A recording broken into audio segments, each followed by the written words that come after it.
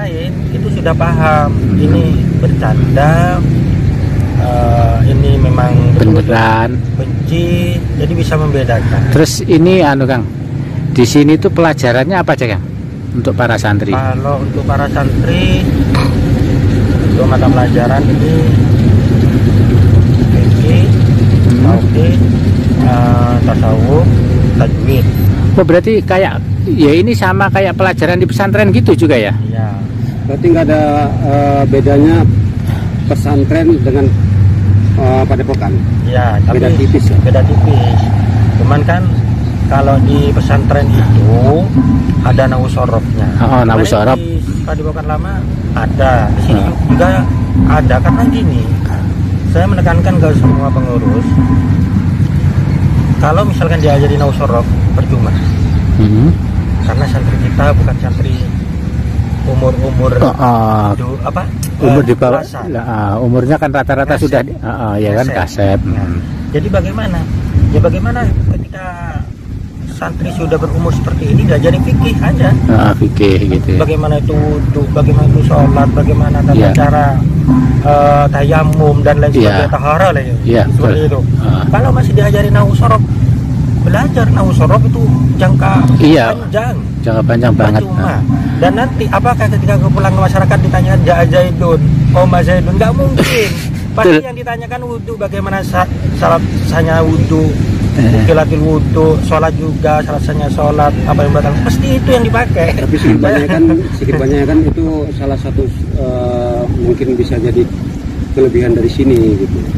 Kalau seandainya itu bisa diapakan. Tapi sulit juga Kang. Jadi masalahnya jadi kayak nawusorof itu kan memang rata-rata belajarnya kan mulai dari kecil kan. Jadi dari kecil karena itu bertahap, artinya itu bertahap. Jadi memang dari biasanya kan itu mulai itu kan sekitar usia SMP ya kan, SD SMP itu sudah belajar mulai jurumiyah kan mungkin seperti itu ya. Tapi kalau lah ini usianya sudah di atas rata-rata di atas 18 tahun. Dia juga ya kan. Jadi benar memang di sini diajarkan yang paling utama adalah zikir, terus sholawat kan kayak gitu kan, tasawuf mungkin seperti itu pendekatan ke. Saya memang kalau saya dari awal memang yang saya tekankan itu dikuatkan syariatnya dulu. Kalau sampean dulu basicnya sebelum di sini di mana, pesantren atau di mana? Ya di beberapa pesantren. Di Jember juga? Pesantren ada. 10 pesantren. Masa Allah, di mana aja Kang? Di Madura, di Jawa. Di Jawanya di mana di Jawanya? Banyak sih. Yang banyak termasuk ini ya. Di ini takutnya ada komplain. Enggak apa-apa. Seperti Lirboyo, Mambaul Ulum Jombang. Terus Sidogiri. Oh sudah. Berarti Imriti apa ini sudah bisa semua jenis sama nih. Alhamdulillah. Ternyata ini kan ternyata berarti ngajinya kan kalau sudah pindah-pindah dari pesantren kan ya sudah semua berarti kan ngajinya gitu loh. Iya namanya jarak.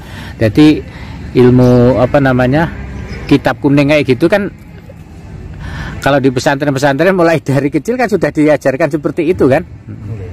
Kalau kitab kuning. Makanya saya kalau memang di program seperti itu, karena saya mohon maaf bisa membaca, ya bisa membaca dalam artian, karena dulu sempat diajari nawusorof, percuma, saya bilang gitu, karena apa? Faktor usia.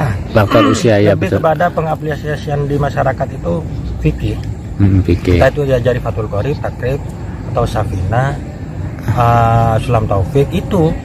Kalau untuk membaca Al-Quran rata-rata santri gini sudah bisa, santri sini? Rata-rata bisa.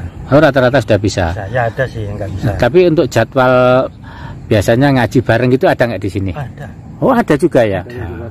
Ada. Nah ini teman-teman yang kemarin pada menanyakan di situ itu ada pelajaran ngaji Al-Quran, ini sekarang sudah dijawab sama beliaunya.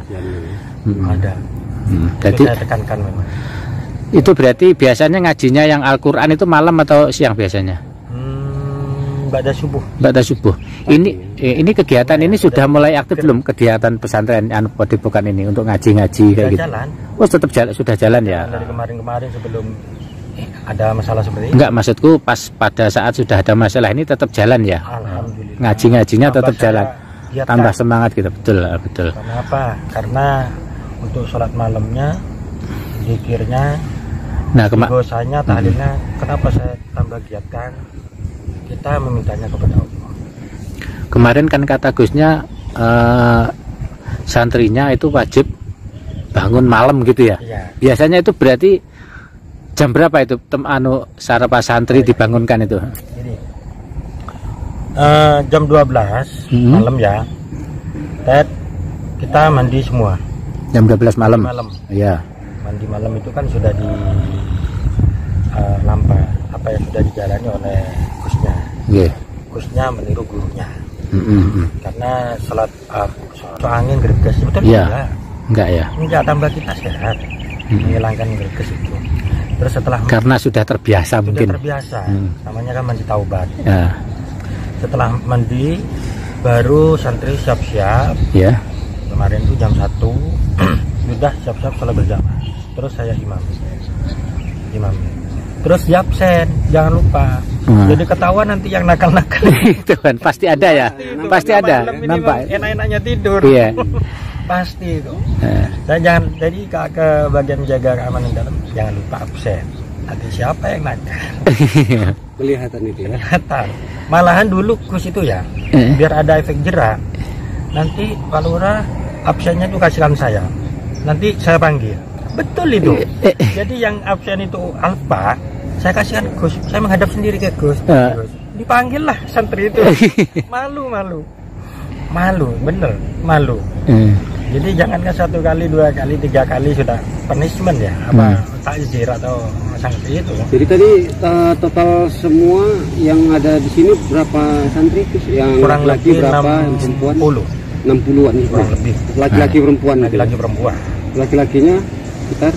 Laki-lakinya jadi 50-an. Terus ini semua gratis ya di sini ya? Gratis. Gratis, Tis. Mulai gratis dalam artian makannya juga nggak bayar? Gratis semua. Ini berarti yang di sini tempatnya di mana? Ini dapur kan? Ini dapur. Oh, terus tinggalnya sebagai ini Santri Putri. Oh ya. Berarti saat ini tukang masaknya juga ada kayak gini ya? Orang ibu-ibu dapur. Ibu-ibu dapur maksudnya ada sendiri. Dua sendiri. Jadi, apa mesti bayar ya? Iya, digaji sama Gusnya jelasnya. Bukan yang kerja, bukan ibu-ibunya nggak dibayar, maksudnya yang santrinya kan nggak bayar kan kayak gitu. Enggak, iya, maksudnya ibunya ya dibayar. Karena ibunya yang masak. Ibunya yang masak ya wajar lah kayak gitu. Dua.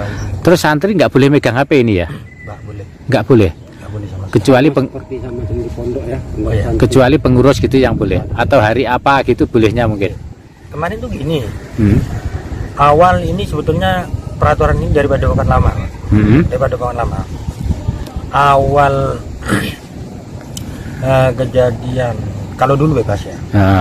Terus kita ketika megang HP dengan tidak sengaja ya ada gambar-gambar atau video-video itu bisa mengganggu pikiran kita ketika dzikir, ketika sholat. Pasti ya. Kita nggak munafik. Moro-moro ada gambar-gambar nggak tahu, moro-moro datang gitu kan? Iya. Nah itu pasti kepada negatif. Negatifnya ya betul memang seperti itu. Lihat orang yang baik-baik, ya saya mau saya sebutkan bahwa yang kurang baik-baik gitulah. Nah akhirnya ditahan. Semua HP itu saya megang dulu. Waktu di Padepokan Lama saya megang lah. Gitu ya. Saya megang, saya perketat. Semua kalau mau minta ke saya. Nah setelah itu pertama 1 hari Pak. 1 hari. Pokok ketika pengobatan nggak boleh. Kalau setelah pengobatan boleh. Bengkak 3 hari. Bengkak 1 minggu. Bengkak 2 minggu sekarang. Bengkak dipegang abah 1 bulan. 1 bulan nggak pegang apa ini kan demi kebaikan.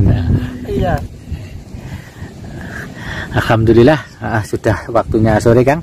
Terima kasih banget bincang-bincangnya atas waktunya, mudah-mudahan bermanfaat.